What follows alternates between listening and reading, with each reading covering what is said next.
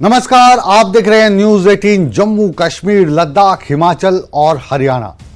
मैं हूं आपके साथ मुकेश राजपूत और ये है चक्रव्यूह। चक्रव्यूह में आज हम बात करेंगे हिमाचल प्रदेश की। हिमाचल प्रदेश में मौजूदा सुखविंदर सिंह सुक्खू की कांग्रेस सरकार ने 2 साल पूरे कर लिए हैं। सुखविंदर सिंह सुक्खू के नेतृत्व में बनी ये सरकार लगातार कंट्रोवर्सीज में भी रही, लेकिन अपना कार्यकाल ठीक से 2 साल तक पूरा भी कर पाई। इस 2 साल के कार्यकाल के दौरान सुक्खू सरकार के सामने काफी उतार चढ़ाव रहे। सरकार की कुछ उपलब्धियां रही तो कुछ ऐसी चुनौतियां रही जिससे सामना करने में काफी मुश्किलात का सामना करना पड़ा। सुक्खू सरकार जो विवाद लेकर आई, उनमें एक विवाद था पेंशन का। ओल्ड एज पेंशन का इन्होंने वादा किया था, उसमें देरी हो रही थी। फिर सैलरी लेट मिलनी शुरू हुई, उसमें काफ़ी कुछ सहना पड़ा। फिर एक समोसा विवाद नया आ गया। इस तरीके के छोटे मोटे काफ़ी चीज़ें रही जो सुक्खू सरकार को समय समय पर आरोपों के घेरे में खड़ा करती रही। लेकिन सुखविंदर सिंह सुक्खू की सरकार ने 2 साल का कार्यकाल अपना सफलतापूर्वक पूरा कर लिया। अब सफलतापूर्वक हम क्यों कह रहे हैं, ये जानने के लिए चक्रव्यूह में आज हम विस्तृत चर्चा करेंगे। सरकार 2 साल का जश्न मना रही थी, तो वहीं पर भारतीय जनता पार्टी और विपक्ष उन पर कटाक्ष और आरोप लगा रहे थे।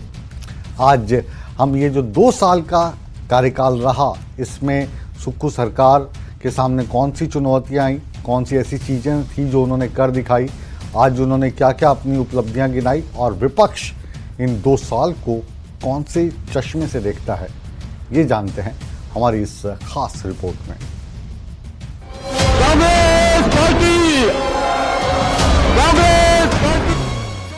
हिमाचल प्रदेश में सुक्खू सरकार के 2 साल का कार्यकाल पूरा हो गया है, जिसको लेकर बिलासपुर में सुक्खू सरकार जश्न मना रही है।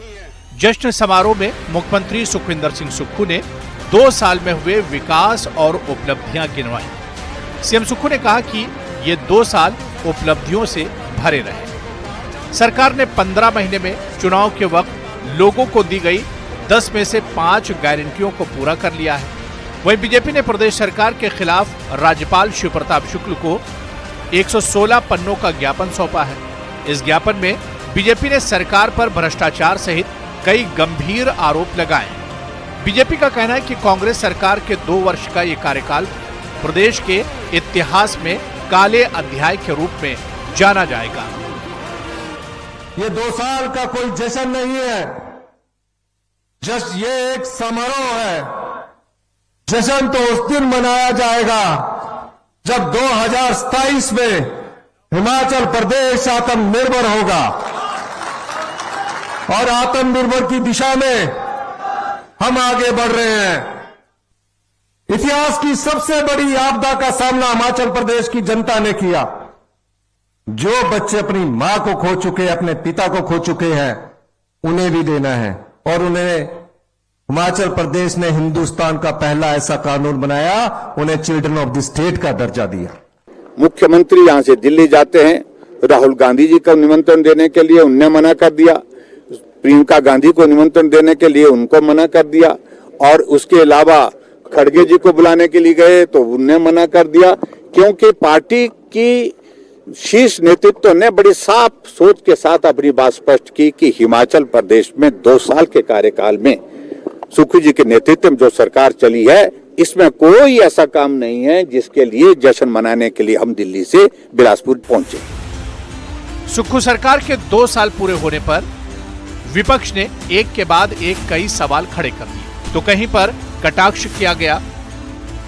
पूर्व मंत्री वीरेंद्र कंवर ने निशाना साधा। उन्होंने कहा कि प्रदेश की सरकार जनता को ठगने की सफलता का जश्न मना रही है। 2 साल तक कांग्रेस की सरकार ने या तो बीजेपी सरकार की योजनाओं को बंद किया या उनके नाम बदले। सुक्खू सरकार का 2 साल का समय इसी छलावे में बीता, लेकिन इन सभी आरोपों का खंडन करते हुए डिप्टी सीएम मुकेश अग्निहोत्री ने कहा कि बीजेपी ने सरकार गिराने की नाकाम कोशिश की। हमारे एक भी मंत्री को दाग नहीं है, इससे ईमानदार मंत्रिमंडल नहीं हो सकता। 2 वर्ष के जश्न को व्यवस्था के नाम से जनता के साथ धोखा और झूठी गारंटियों का जश्न जो है वो मानता हूं, क्योंकि 2 वर्षों के अंदर जो इन्होंने वायदे किए थे उनको पूरा नहीं किया। महिलाओं के साथ, युवाओं के साथ, किसानों के साथ, बागवानों के साथ कोई भी गारंटी इनकी जो है वो सिरे नहीं चढ़ी है। आज भी मैं इनकी स्टेटमेंट सुन रहा था कि हम इनको 5 वर्ष के अंदर जो है वो पूरा करेंगे, लेकिन 2 वर्ष का समय बीत गया, बाकी समय भी बीत जाएगा। लेकिन इन्होंने तो जनता को ये कहा था कि पहले दिन से ही ये गारंटियां लागू होंगी, और इसका खमियाजा जो है वो कांग्रेस महाराष्ट्र और हरियाणा और मध्य प्रदेश में जो है वो भुगत चुकी है। रही आपने इसके सिवाय कुछ नहीं सुना होगा। भारतीय जनता पार्टी के लोग, कांग्रेस की सरकार गिर रही है। अरे सरकार गिराने के लिए इन बाजुओं में दम की जरूरत होती है, और हम जानते हैं भारतीय जनता पार्टी में की बाजुओं में कितना दम है और जयराम जी की बाजू में कितना दम है। यह सरकार नहीं गिरेगी, उल्टे लटक जाओ आप लोग। हम 40 थे, 40 हैं। सारे मंत्रीगण यहां पे बैठे हुए हैं, और मैं शुक्ला जी को बताना चाहता हूं, माननीय शुक्ला जी, इससे ईमानदार मंत्रिमंडल कहीं हो नहीं सकता। सुक्खू सरकार के 2 साल का कार्यकाल काफी उतार चढ़ाव से भरा रहा, जिसमें कांग्रेस अलग अलग तरह के विवादों से घिरी हुई पाई गई।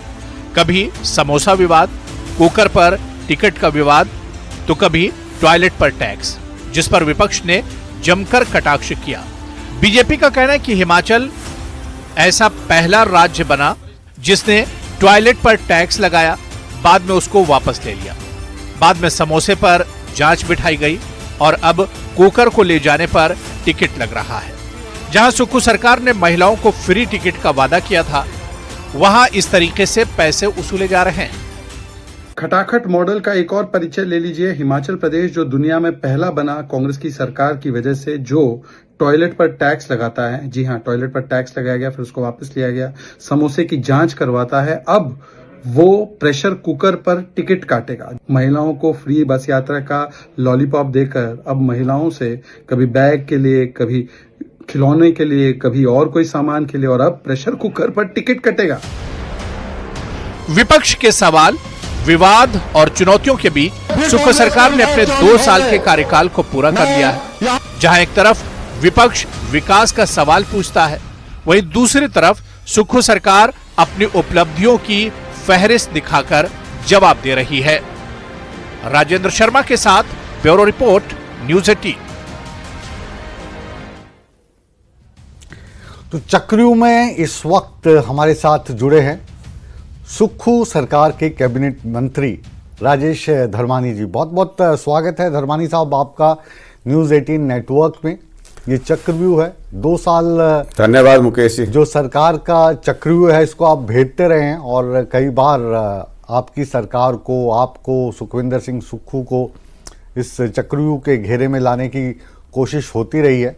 तो 2 साल का ये जो आज जश्न था, इसको आप किस तरीके से हमारे साथ साझा करेंगे? 2 साल पूरे होने पर आज हमने जनता का आभार व्यक्त किया, और इस तरह के कार्यक्रमों से ना सिर्फ नेतृत्व को ऊर्जा मिलती है, बल्कि हमारे जो कार्यकर्ता हैं, समर्थक हैं, वो भी ऊर्जावान होकर जो है फील्ड में सरकार के जो कार्यक्रम हैं, नीतियां हैं, उनका जो पात्र व्यक्ति हैं उन तक लाभ पहुंचाने के लिए बड़ी महत्वपूर्ण भूमिका निभाते हैं।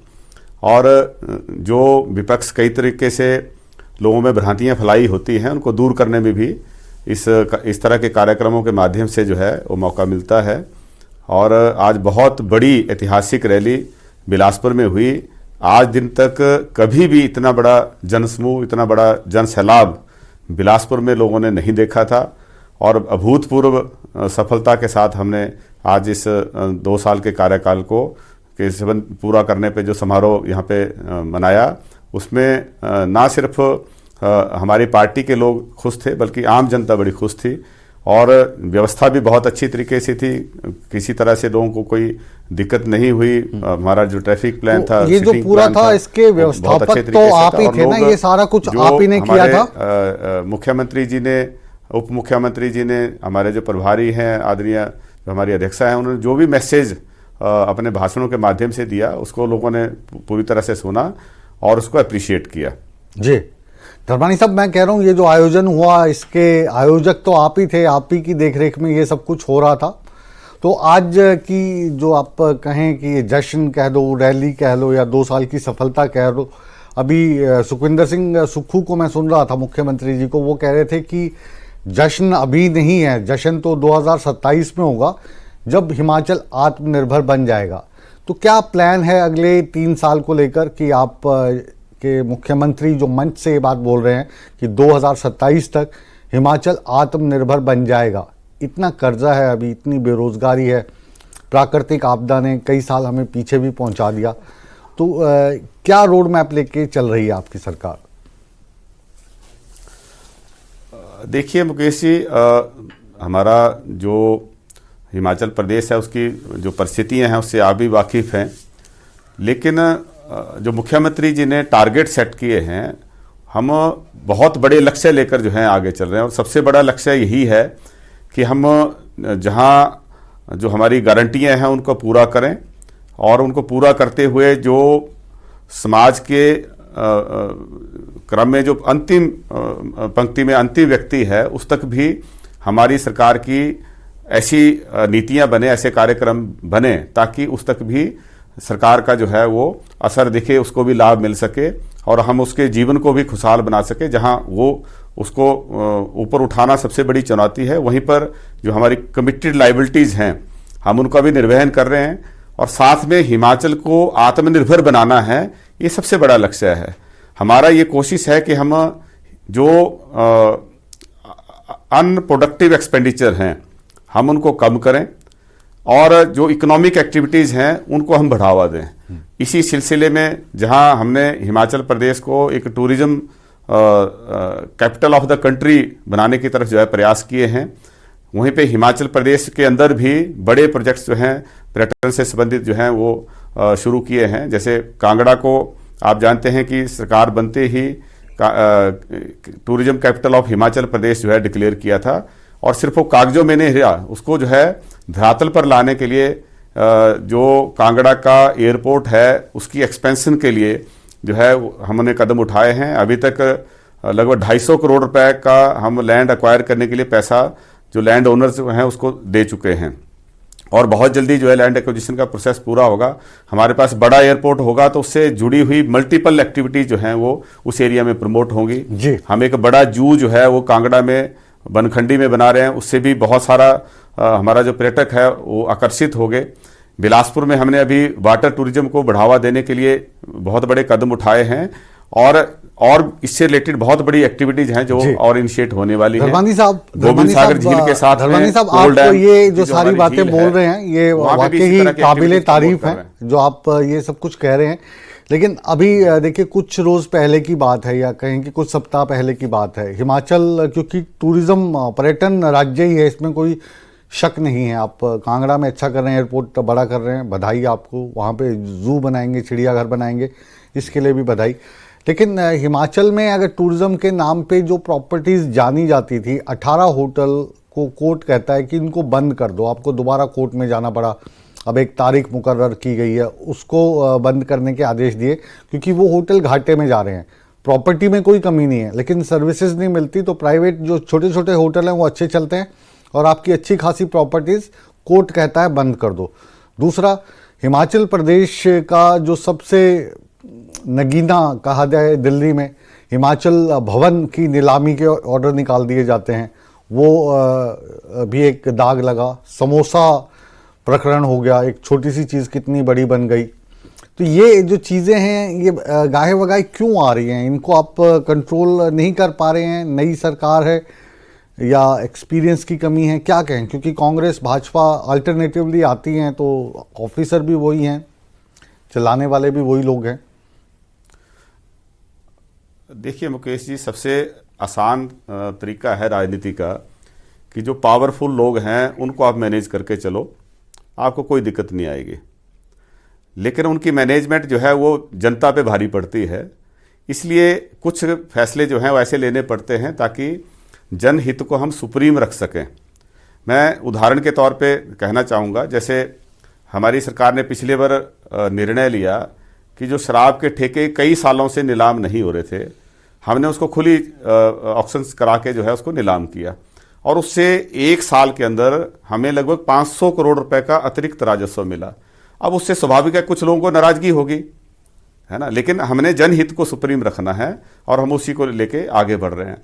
और जिसको आप कह रहे हैं कि वो एक्सपीरियंस की कमी नहीं, एक्सपीरियंस की कमी की बात नहीं। आप तो बड़े पुराने टाइम से सुक्खू जी को भी जानते हैं कि किस तरह से संघर्ष करके जो है वो यहाँ तक पहुँचे हैं। NSUI के अध्यक्ष से लेकर पार्षद से रहते हुए आगे बढ़े हैं, और हम लोग भी उन्हीं के साथ जो है NSUI यूथ कांग्रेस से होके यहाँ तक पहुँचे। तो हमारी जो टीम है, जो सरकार में मंत्रिमंडल में है, वो सब अनुभवी लोग हैं, ज़मीन से जुड़े हुए लोग हैं। लेकिन मैनेजमेंट के चक्करों में कई बार जो है वो हम जनता को पीछे छोड़ देते हैं। तो हम ये कोशिश कर रहे हैं कि जनहित को सुप्रीम रखते हुए हम आगे बढ़े। अभी वाइल्ड फ्लावर हॉल है, वाइल्ड फ्लावर हॉल में हमने कोर्ट में केस लड़ा और उस प्रॉपर्टी को जो है हम जीतने में सफल हुए हैं। हमारी 1500 करोड़ रुपए की जो सबसे सिग्नेचर प्रॉपर्टी हिमाचल प्रदेश की टूरिज्म होटल है, सबसे आसान तरीका था कि जैसे पहले से सेटिंग होती आई है वैसे हम चलते रहें। और इस तरह के हमें किस तरह, क्योंकि पावरफुल लोग के तरीके से जहां मदद भी करते हैं वहां पे डैमेज भी करने की हिम्मत रखते हैं। और उसी तरीके से जब हमने पिछली सरकार के निर्णयों को रिव्यू किया तो हमने पाया कि हमारे कई पावर प्रोजेक्ट थे जिनको बिना हिमाचल के हितों को ध्यान में रखते हुए जो है हमने जो है सेंट्रल PSU को दे दिया, दूसरे एजेंसीज को दे दिया। धर्मानी जी, इसको भी हमने रिव्यू करने का फैसला लिया। हिमाचल के जो मुख्यमंत्री हैं ठाकुर सुखविंदर सिंह सुक्खू, उनको अक्सर जो लोग हैं, उनके जो साथी हैं, सुक्खू भाई के नाम से पुकारते हैं। तो कुछ लोग ये कहते हैं, मैं गाहे वगाहे, चाहे वो उनके मिनिस्टर हों, MLA हों, या आपके कांग्रेस पार्टी के चाहने वाले हों, कार्यकर्ता हों, कि सुक्खू भाई सुनते तो सबकी हैं पर करते अपनी मन की हैं। ये ठीक है, मतलब ऐसा बोलते हैं बहुत सारे लोग। कंसल्टेटिव प्रोसेस से कोई भी फैसला लिया जाए वो हमेशा अच्छा होता है। जितने हम ज़्यादा लोगों को इन्वॉल्व करेंगे, जो खास करके जो इंपॉर्टेंट स्टेक होल्डर्स हैं, उनका ओपिनियन लेंगे और एक संतुलित फैसला लेंगे, वो हमेशा अच्छा होता है। लेकिन मुख्यमंत्री के तौर पे हर आदमी, कोई भी मुख्यमंत्री, उसकी लिमिटेशन है। मैं मंत्री के तौर पे एक सुझाव दूंगा, जो हमारे अन्य मंत्री साथी हैं वो अपने अपने सुझाव देंगे, कोई हमारे पार्टी के कार्यकर्ता हैं उनका अपना व्यू पॉइंट होगा। कोई ऐसा निर्णय नहीं हो सकता जो सबके जो सुझाव हैं उनको रिप्रेजेंट करता हो। तो स्वाभाविक है कि किसी की बात लगेगी कि मेरी बात सुनी गई, किसी को लगेगा कि मेरी बात नहीं सुनी गई।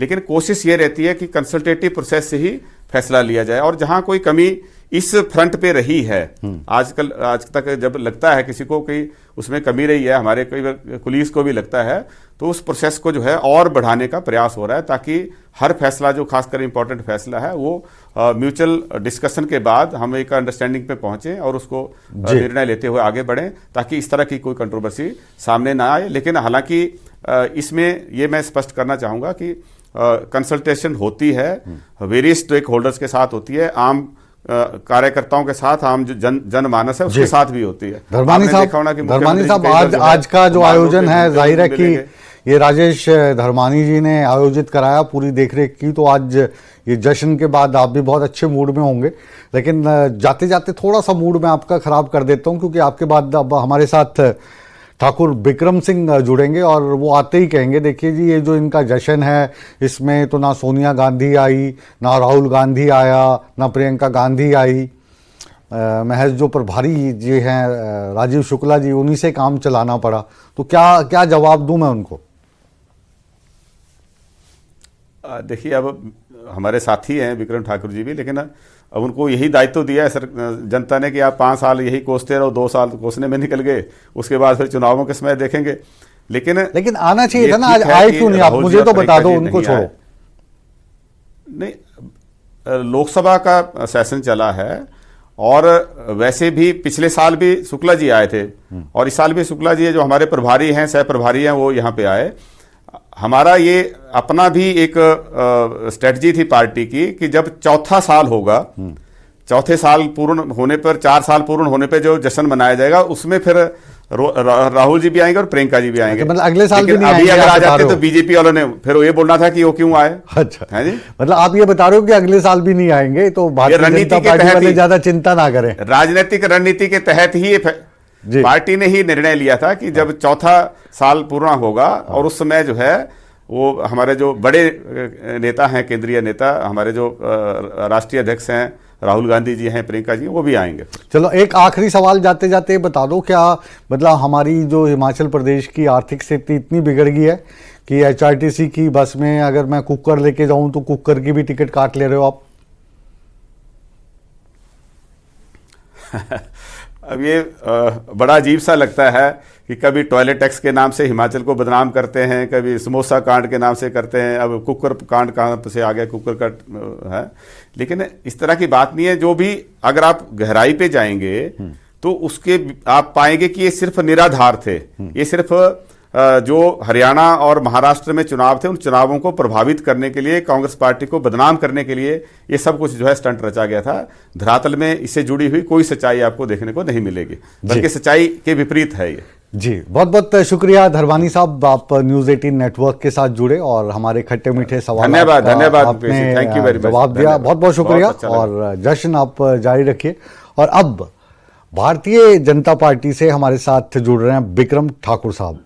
ये अभी मौजूदा भारतीय जनता पार्टी के MLA हैं और पूर्व कैबिनेट मिनिस्टर हैं।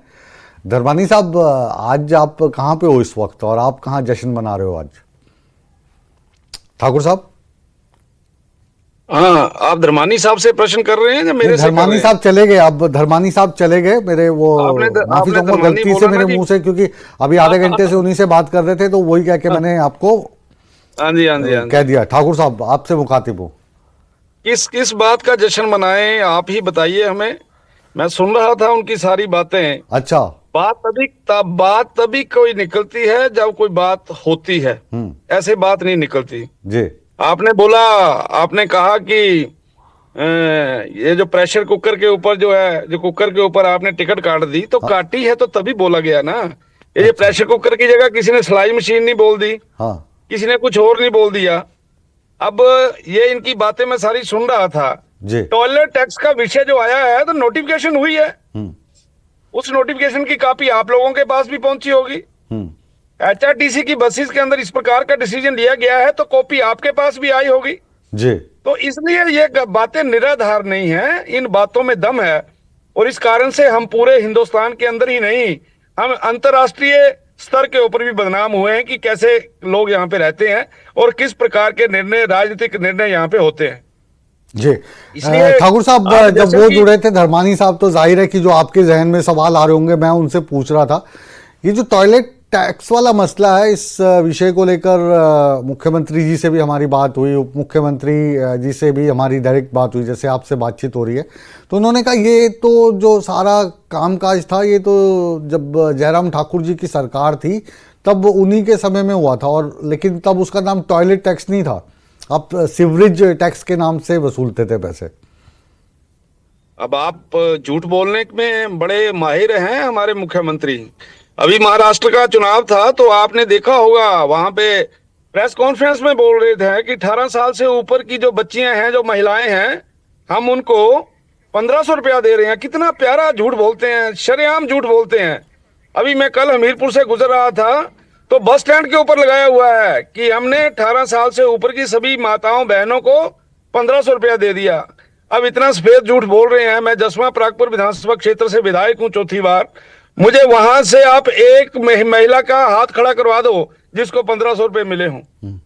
इसलिए ऐसा तो नहीं किया कि जहां पे जो भारतीय जनता पार्टी के MLA जीते हैं वहां की महिलाओं को ना दियो, जहां पे कांग्रेस को जिताया वहां दे दियो? एक बार क्रॉस चेक कर लो।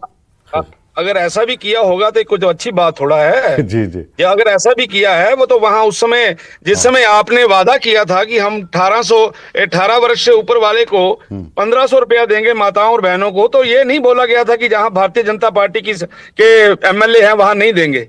अगर ऐसा है तब तो ठीक है, लेकिन आप एक तरफ बोलते हो कि हम 18 साल से ऊपर वाले को देंगे, लेकिन जिस समय आपने 18 की कंडीशन लगाई थी तब आपने ये नहीं बोला था कि बहन ऐसी होनी चाहिए, माता ऐसी होनी चाहिए। उस समय तो ये बोला था सभी को देंगे जी। इसलिए अब पिक एंड चूज हो रहा है, जिसके कारण से इनकी गारंटी फेल हो रही है। जी, आप क्या मानते हैं कि जो भारतीय जनता पार्टी है ये एक सशक्त विपक्ष की भूमिका निभा पाई, या फिर विपक्ष की भूमिका निभाने के लिए आपने जो राज्यसभा है वहाँ पे क्रॉस वोटिंग करा दी, समोसे जैसे एक छोटी आइटम को आपने कंट्रोवर्शियल बना दिया, आप प्रेशर कुकर की टिकट का मसला उठाते हैं, आप गोबर लेके विधानसभा में पहुंच जाते हैं कि इसको मुख्यमंत्री जी खरीदें।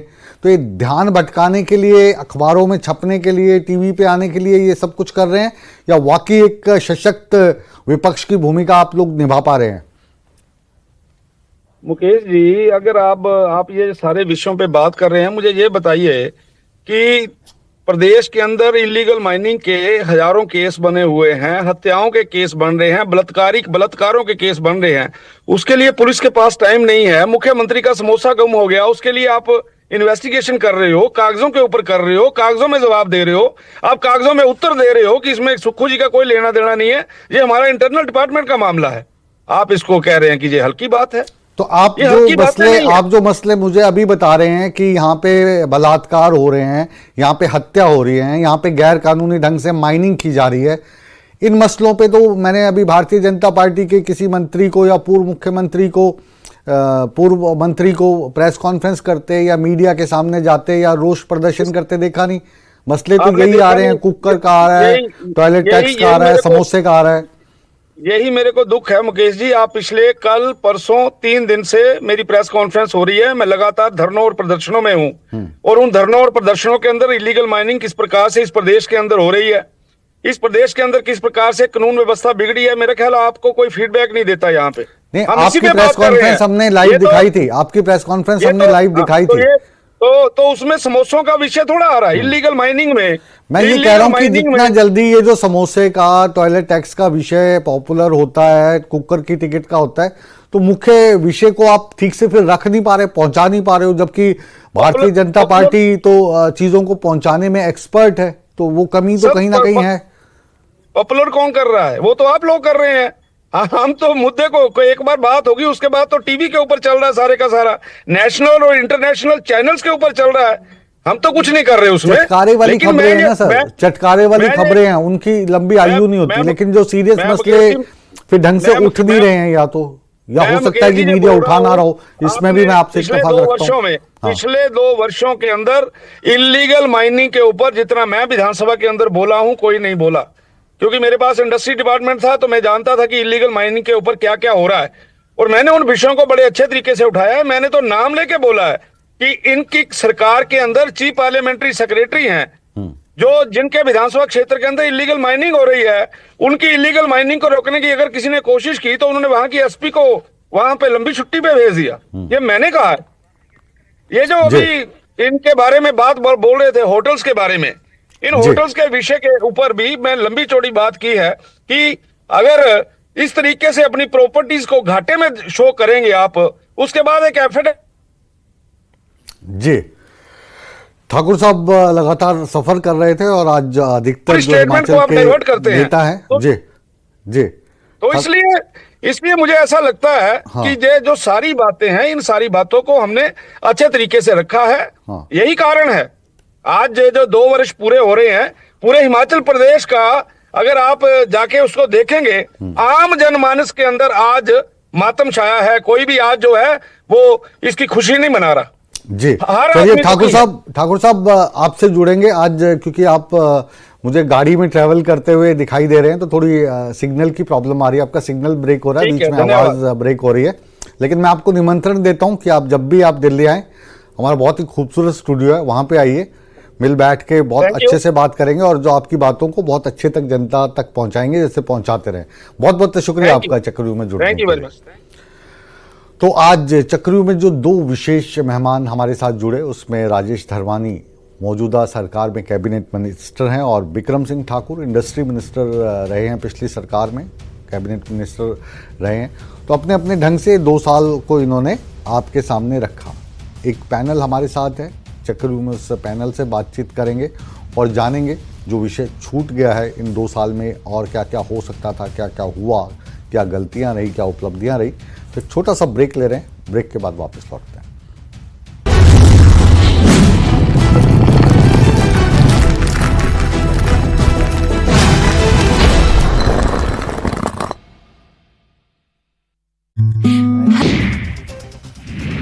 कांग्रेस के पूर्व विधायक शमशेर सिंह गोगी ने अपने ही पार्टी के प्रदेश अध्यक्ष की जांच की मांग उठाई। का ईवीएम हार का हो सकता है एक फैक्टर, हार का कारण सीनियर नेताओं का आपसी तालमेल ना होना था।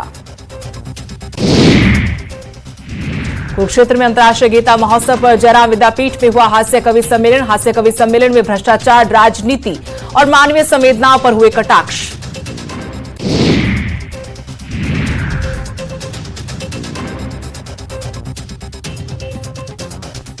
कैबिनेट मंत्री अनिल विज ने अंबाला छावनी में एचवीपीएन के 66 केवी सब स्टेशन का किया उद्घाटन। गर्मी के सीजन में बिजली उपभोक्ताओं को मिलेगी बड़ी राहत।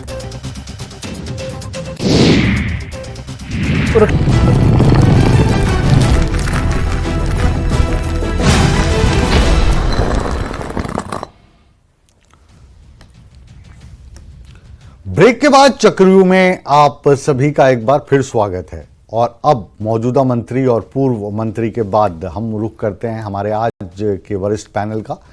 संजय शर्मा भारतीय जनता पार्टी के प्रवक्ता के तौर पर हमारे साथ जुड़े हैं। राजीव खेमटा जी कांग्रेस प्रवक्ता के तौर पर हमारे साथ हैं और नागेंद्र रांटा जी वरिष्ठ पत्रकार और विश्लेषक के तौर पर हमारे साथ न्यूज़ 18 में जुड़े हैं। आप तीनों का बहुत बहुत स्वागत है न्यूज़ 18 में। और पहले क्यों ना रुख नागेंद्र रांटा साहब का करें, क्योंकि भारतीय जनता पार्टी के जो मंत्रीगण हैं उनसे तो हमारी बात हुई है। रांटा साहब, ये जो 2 साल का कार्यकाल है इसको हम विश्लेषक की नज़र से देखें, एक जज की भूमिका में रहें, निष्पक्ष तरीके से बात करें, कैसा रहा है आपके हिसाब से? मुकेश जी, दोनों पॉलिटिकल पार्टियां कोई अपनी अचीवमेंट के बारे में कह रहा है, कोई कह रहा है कि आपकी विफलताओं के बारे में एक दूसरे पर आरोप और प्रत्यारोप लगा रहे हैं। इसमें हमारे प्रदेश की जो जनता है उनका सबसे ज्यादा नुकसान जनता का हो रहा है।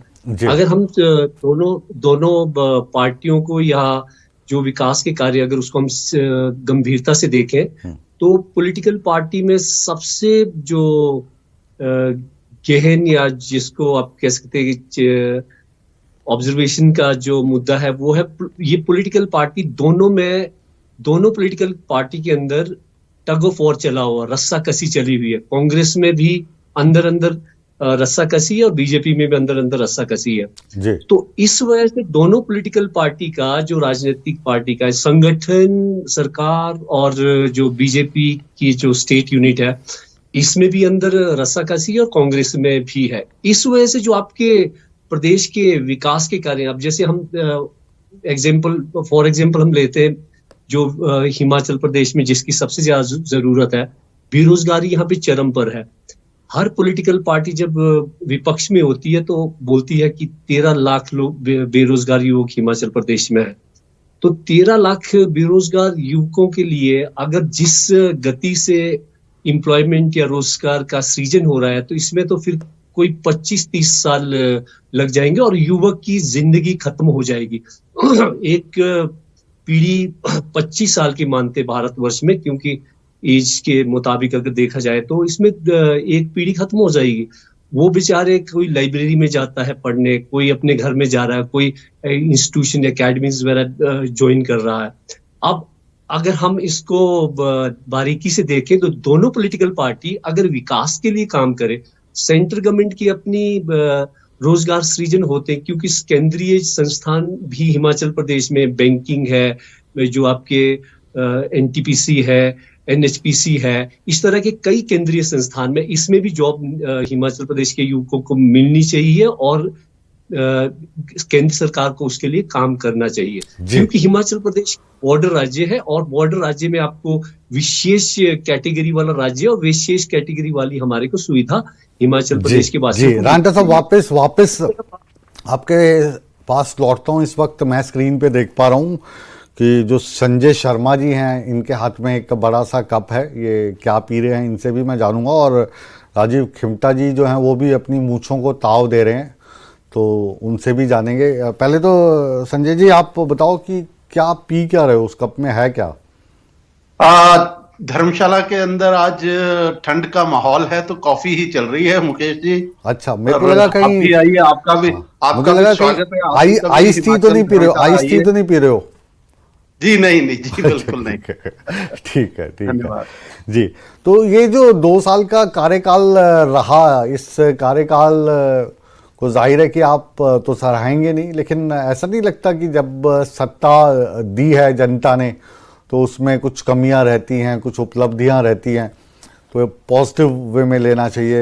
विपक्ष में हो तो कुछ काम तो अच्छे किए होंगे। क्या सुखविंदर सिंह सुक्खू की सरकार ने इन 2 सालों में एक काम भी अच्छा नहीं किया, संजय जी?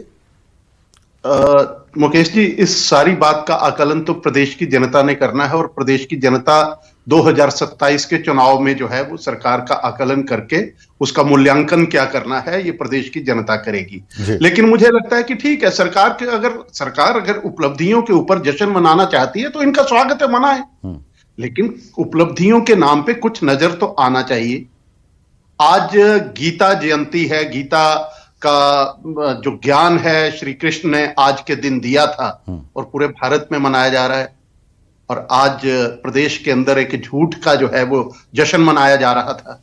मेरे हाथ में, मैं ये दिखाना चाहूंगा, ये कांग्रेस पार्टी का ये घोषणा पत्र है जो ये पिछले चुनाव से पहले लेकर के आए थे, और इसमें लिखा है 1 लाख, सबसे पहला बिंदु इनके घोषणा पत्र का था, 1 लाख सरकारी नौकरियां देने का फैसला मंत्रिमंडल की पहली बैठक में लिया जाएगा।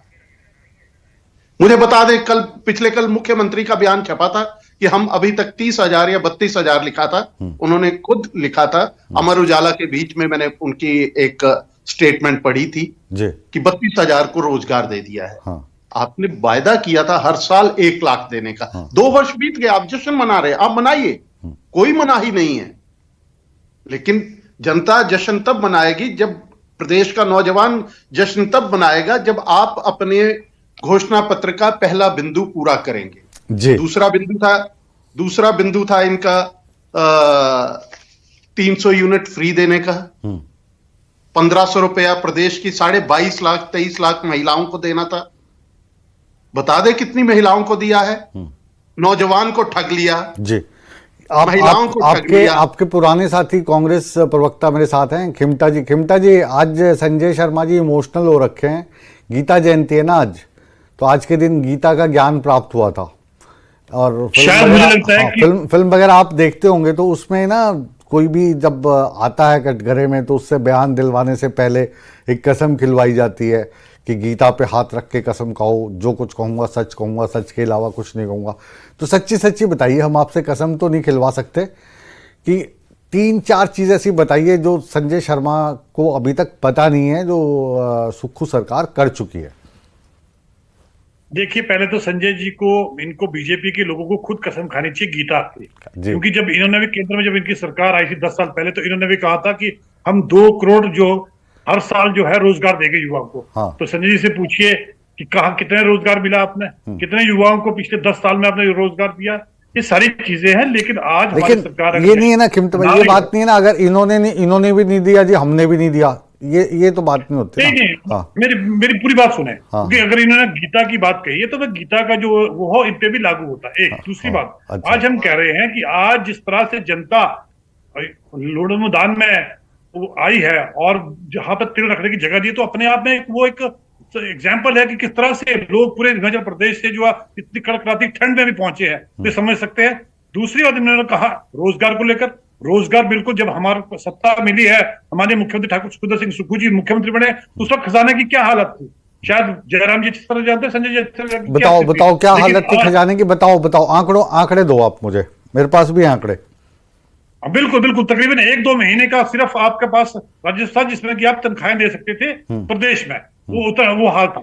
उससे पहले इन्होंने, जब इनकी सरकार जारी थी, 7 महीने में तकरीबन इन्होंने 16,231 करोड़ जो है बिल्कुल पानी की तरह बहा दिए, जिसमें कि आपने कई इस तरह के काम किए कि जो लोगों ने नकारे भी, और अल्टीमेटली कहीं ना कहीं अपना चश्मा जो चमकाने के लिए किया, लेकिन आज माननीय थोड़ा सा मुख्यमंत्री इस तरह से राजीव भाई थोड़ा सा वेग आप जवाब दे रहे हो। मैं बिल्कुल आपकी बात लॉजिकली जनता तक पहुंचाना चाहता हूं और यही विश्वास में संजय शर्मा जी को भी दिलवाता हूं, ठीक है। तो जब जयराम ठाकुर हमारे साथ बैठते हैं तो वो कहते हैं कि ये जो सुखविंदर सिंह सुक्खू जी की सरकार है, इसने 2 साल में इतना कर्जा ले लिया जितना हमने 5 साल में नहीं लिया था। उसके उन्होंने आंकड़े दिए। आप कहते हो कि जो केंद्र सरकार है उसने मदद नहीं की। उन्होंने कहा जी हमने 1800 करोड़ रुपए दे दिए। वो कहते हैं कि हम यहाँ से केंद्र से मदद दिलवाते हैं, वो आप लोग यूटिलाइज ही नहीं कर पाते। तो कितनी सच्चाई है इनमें? नहीं, सच्चाई ये है कि जो हमने 25,000 करोड़ का जो प्रदेश सरकार ने लोन दिया है उसमें प्रिंसिपल अमाउंट दिया गया है और उसके साथ जो ब्याज है वो दिया गया है। सिर्फ 9,000 करोड़ रुपया जो है हमने वो एक लोन लिया है, बाकी तो प्रिंसिपल अमाउंट था। वो कोई हमारी सरकार ने तो लिया, तो पिछली पूर्व सरकारों ने लिया था, चाहे प्रिंसिपल अमाउंट था, चाहे उसके ऊपर आपका वो सारा जितना भी इंटरेस्ट था वो दिया था। लेकिन आज हमें बताना चाहेंगे कि आज ओपीएस बहाली हिमाचल प्रदेश में हुई है। 1,36,000 लोगों को, एम्प्लॉयज को ओपीएस मिली है। बताइए झूठ बात है? आप 1500 की बात की है, 1500 के हमने कहा कि चरणबद्ध तरीके से हर महिला को, जैसे माननीय मुख्यमंत्री कह रहे हैं, मैं संजय जी को और राजीव जी को एक वर्सेस वाली खिड़की में ले आता हूं, विंडो में। आप दोनों एक दूसरे से सवाल जवाब कर लो। मैं और नागेंद्र रांटा जी स्क्रीन से थोड़ा सा आउट हो जाते हैं, तो मैं गुजारिश करूंगा पैनल से कि आप दोनों को साथ मिलाएं और एक दूसरे से सवाल जवाब कर लें। जी जारी रखिए आप खिमटा साहब। जी। और दूसरी बात, हमने जो वादा किया था युवाओं को रोजगार देने का, बिल्कुल उसमें चरणबद्ध तरीके से रोजगार दिया जाएगा। आज ही माननीय मुख्यमंत्री ने, हमने जो कहा था कि यहाँ पर रोजगार जिसके लिए 680 करोड़ का एक प्रावधान रखा गया, आज ई टैक्सीज जो लॉन्च की है वो युवाओं को रोजगार के लिए, कि जिसमें आप 10 लाख का लोन लगे तो 5 लाख का लोन जो है प्रदेश सरकार देगी और उसके साथ साथ उनकी जो गाड़ियां होगी वो डिपार्टमेंटली लगेगी। आज उसका भी हो गया। अभी गोबर की बात करें कि गोबर कब लेंगे, तो आज से हमने गोबर खरीदना भी शुरू कर दिया, जिसका रेट जो केंचुआ गोबर है वो 300 रुपए क्विंटल जो है प्रदेश सरकार खरीदेगी। केंचुआ खाद बनाने में कितना समय लगता है? क्या आपने केंचुआ खाद की बात करके आपने किया था? मैं खुद केंचुआ खाद बनाने, आप किसान हैं, आप किसान बागवान हैं, कीमता जी आप किसान बागवान हैं, आप बताइए कितना समय लगता है केंचुआ खाद बनाने के लिए? कच्चा गोबर कभी भी फिर जनता को ठगने का प्रयास कर रहे हैं, आप फिर जनता को ठगने का प्रयास कर रहे हैं। सड़ जाता है, उसके बावजूद वो है खेतों में डाला जाता है, अदरवाइज उसके दुष्परिणाम निकलते हैं। कच्चा गोबर कोई भी नहीं डालता। अगर आप किसान हैं और मेरे साथ ये आपका घोषणा पत्र है, इसमें बता दीजिए कहाँ है, इसमें बता दीजिए कहाँ लिखा है केंचुआ खाद। 40 रुपए और 55 रुपए। हिमाचल प्रदेश पहली ऐसी सरकार है जो खरीद रही है। इतना नहीं, आज से हमने मक्की का जो रेट था 30 रुपए और 40 रुपए, ये सारी चीजें थी जो हमने, कारण क्या था कि आज 70% लोग है हिमाचल प्रदेश में, कितनी मक्की बिकती है हिमाचल प्रदेश में? आप मुझे आंकड़ा बता दीजिए, हिमाचल प्रदेश में मक्की का कितना व्यवसाय होता है? और इतना ही नहीं, हमने वादा किया था बागवानों को लेकर कि आपके जो यूनिवर्सल कार्टन है, आज नागेंद्र रांटा जी खुद बागवान है, इनसे पूछिए यूनिवर्सल कार्टन का कितना इफेक्ट पड़ा। 5,000 करोड़ की हमारी आज जो अर्थव्यवस्था है हिमाचल प्रदेश की सेब को लेकर, वो आज कहीं ना कहीं मजबूत हुई है। उसका लाभ पूरे प्रदेश को कितना मिलता है? चलिए थोड़ा सा अब हम आप दोनों के जो आरोप प्रत्यारोप हैं इसको, क्योंकि नागेंद्र जी भी हमारे साथ जुड़े हैं और हिमाचल की राजनीति को बहुत करीब से देख रहे हैं, हिमाचल प्रदेश के चप्पे चप्पे से वाकिफ हैं और राजनीतिज्ञों से भी। रांटा साहब, जो संजय शर्मा जी बोल रहे हैं और जो राजीव किमटा जी बोल रहे हैं, तो कौन सा पलड़ा जो है आपको भारी लग रहा है? कौन सा पलड़ा ज़्यादा सच्चा लग रहा है? एक बागवान के तौर पे आप मेरे को बताइए, एक आम आदमी के तौर पे मुझे बताइए। जहां तक बागवानी का सवाल है, पिछले 15 साल से बागवानी का जो कंट्रीब्यूशन है जीडीपी में वो घटता जा रहा है। उसका रीजन है कि आपकी जो कॉस्ट ऑफ प्रोडक्शन है वो बढ़ रही है और जो आपके रिटर्न है वो कम हो रहे हैं, चाहे बीजेपी की गवर्नमेंट हो तो चाहे कांग्रेस की गवर्नमेंट है। इसमें आपका इस तरह का कोई भी काम किसी भी सरकार ने से नहीं हो रहा है या नहीं किया गया दोनों गवर्नमेंट में, जिससे आपकी कॉस्ट ऑफ प्रोडक्शन कम हो और रिटर्न ज्यादा हो। जलवायु परिवर्तन हो रहा है, खास सेब की बागवानी जिसका हिमाचल के एग्रीकल्चर में करीब 70% कंट्रीब्यूशन है जीडीपी में। हालांकि यहाँ पे एग्रीकल्चर की कंट्रीब्यूशन 9% तक रह गई है, जबकि आबादी 65% इस पर डिपेंडेंट है। तो ये धीरे धीरे घट रही है। अब जो आपकी ना नई वैरायटी का ढंग से प्लांटेशन हो रही है, ना पुरानी में उत्पादन ढंग से हो रहा है। इसके लिए आपको वैरायटी से, जो आपकी नई वैरायटी से लेकर पुरानी वैरायटी से लेकर, सबसे पहले ये देखना है कि क्रॉप हर साल क्यों घट रही है। इसके पीछे क्या जलवायु परिवर्तन प्रमुख कारण है? अगर वो कारण है तो आपकी यूनिवर्सिटीज और सेंट्रल और स्टेट यूनिवर्सिटीज क्या कर रही हैं, सेंटर और स्टेट गवर्नमेंट की इसमें क्या कंट्रीब्यूशन हो सकती है। पर ये सब लोग, इवन साइंटिस्ट है या इकोनॉमिस्ट है, हॉर्टिकल्चर इकोनॉमिस्ट है, ये सब मान रहे हैं कि इसकी जो आपका उत्पादन है, साल दर साल इसका उत्पादन घटता जा रहा है। और ये हिमाचल प्रदेश में बागवानी के लिए इसमें 10 लाख के आसपास करीब बागवान अपनी आजीविका इस सेक्टर से लेते हैं। और हिमाचल को बागवानी राज्य के तौर पे, पर्यटन राज्य के तौर पे ही जाना जाता है। संजय शर्मा जी, आपके पास वापस लौट रहा हूँ और आपसे ये जानना चाहता हूँ कि जो अगले 3 साल है, अभी नंबर्स के हिसाब से तो ऐसा ही लग रहा है कि जो कांग्रेस की सरकार है वो इसको पूरा करेगी और आप विपक्ष की भूमिका नहीं निभाएंगे। ऑपरेशन जो लोटस है वो हिमाचल में नहीं होगा। तो इस वक्त 2 साल पूरे हो गए हैं, गीता का दिन है आज, गीता का ज्ञान प्राप्त हुआ है, बहुत ही शुभ दिन है।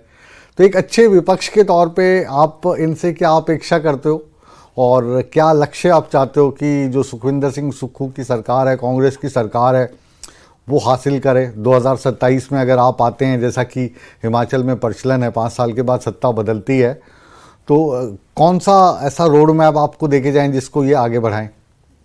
पॉजिटिव बोलो। आज देखो, जब किसी का जन्मदिन होता है ना तो अच्छा बोलते हैं। आज इनका जन्मदिन है, 2 साल हो गए इनको। जी देखिए मुकेश जी, पूत के पांव जो है वो पालने में ही दिखाई दे जाते हैं। जो आगाज जैसा था उसका जो है वो परिणाम क्या निकलना है वो भी सामने ही दिख रहा है। अगर 2 वर्ष में कुछ नहीं हुआ है, मात्र सरकार के पास अगर देखा जाए तो 1 वर्ष केवल काम करने का बचा है। उसके बाद चुनावी मोड पे आ जाती है, तो फिर वो झूठे वादे जो इन्होंने पहले किए थे, जिन झूठे वादों के ऊपर इन्होंने अपनी इस मंजिल को खड़ा किया था, उन्हीं के आधार पे आगे भी प्रयास करेंगे। आप इसका परिणाम आप देख लीजिए। हमको तो विपक्ष में बैठने का मैंडेट मिला था, हम विपक्ष की भूमिका निभा रहे हैं, आगे भी निभाएंगे, 3 साल भी निभाएंगे। मतलब अब देखो, ईमानदारी की तो बात यह है कि आपने विपक्ष की भूमिका निभाते जो 6 विधायक थे इनके, वो टपा के आप ले गए, फिर इलेक्शन हुए, राज्यसभा की जो सीट थी उसमें क्रॉस वोटिंग होगी, तो कोशिशें तो क्या ना की, मतलब, लेकिन हो नहीं पाया, ये तो है। जी मुकेश जी, इसमें आप इस सारी पटकथा के पीछे अगर आप जाएंगे तो आप देखेंगे कि उन 6 विधायकों को एक राजनीतिक षड्यंत्र के तहत मुख्यमंत्री ने स्वयं उनको पार्टी से बाहर निकलने के लिए मजबूर करने के लिए, क्योंकि वो उनके पसंदीदा विधायक नहीं थे, इसलिए उनको किस तरह से बाहर करके और किस तरह का राजनीतिक वातावरण प्रदेश में बनाया गया। और उपलब्धि, 2 वर्ष की उपलब्धि क्या रही कि अपनी पत्नी को किसी ना किसी तरह, अब जो संजय शर्मा बात कर रहे हैं ना, ये हमारी यूनिवर्सिटी वाले या जो हमारे दोस्त हुआ करते थे वो वाले नहीं है। अब आप गुड पॉलिटिशियन बन गए हैं कि आप सवाल जो मर्जी पूछ लो, जवाब तो मैं अपने हिसाब से ही दूंगा। जी बिल्कुल। लेकिन इन्होंने अपनी पत्नी को विधानसभा में पहुंचाने के अतिरिक्त इनकी कोई उपलब्धि नहीं रही। वो तो राजीव शुक्ला जी ने कहा, अपने विरोधियों को ठिकाने लगाया और पत्नी को। आप ये देखिए कि मुख्यमंत्री की राजनीतिक पराकाष्ठा देखिए। अदरवाइज मुख्यमंत्री इस प्रदेश के अंदर वीरभद्र सिंह रहे हैं, डॉक्टर YS परमार रहे हैं, रामलाल ठाकुर जी रहे हैं, प्रेम कुमार धूमल रहे हैं, जयराम ठाकुर रहे हैं। लेकिन वीरभद्र सिंह जी ने एक प्रयास किया था कि निचले हिमाचल के राजनीतिक भेदभाव और वहां पे हम प्रशासनिक ज्यादा सहायता कैसे कर सकते हैं। उन्होंने एक कार्यक्रम शुरू किया था कि सर्दियों के दिनों में निचले हिमाचल में आकर के धर्मशाला को अपना कैंप ऑफिस बना करके वहां से लोगों का मिलना और वहां पे उनकी राजनीतिक और प्रशासनिक दुश्वारियों को दूर करना। जी, उसी परंपरा को प्रेम कुमार धूमल 1998 में मुख्यमंत्री बने, उन्होंने उसको कैरी ऑन किया। और उन्होंने उसको स्ट्रेंथन करने का प्रयास किया कि कैंप ऑफिस के लिए भी बैठने के लिए, क्योंकि वीरभद्र सिंह जी ने अपना कैंप ऑफिस एक एचपीटीडीसी का होटल को अपने घर और ऑफिस के बीच में परिवर्तित कर लिया था और वहां से चलाते थे। लेकिन मुख्यमंत्री प्रेम कुमार धूमल जब बने, उन्होंने वहां पे एक स्थायी कैंप ऑफिस मुख्यमंत्री और मंत्रियों का बैठने की व्यवस्था कर दी।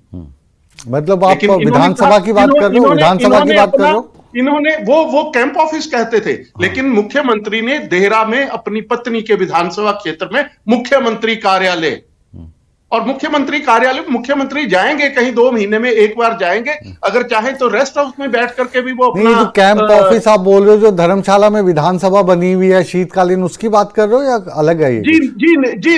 जी नहीं, शीतकालीन प्रवास एक कार्यक्रम सरकार का वीरभद्र सिंह जी ने 1993-94 में शुरू किया था।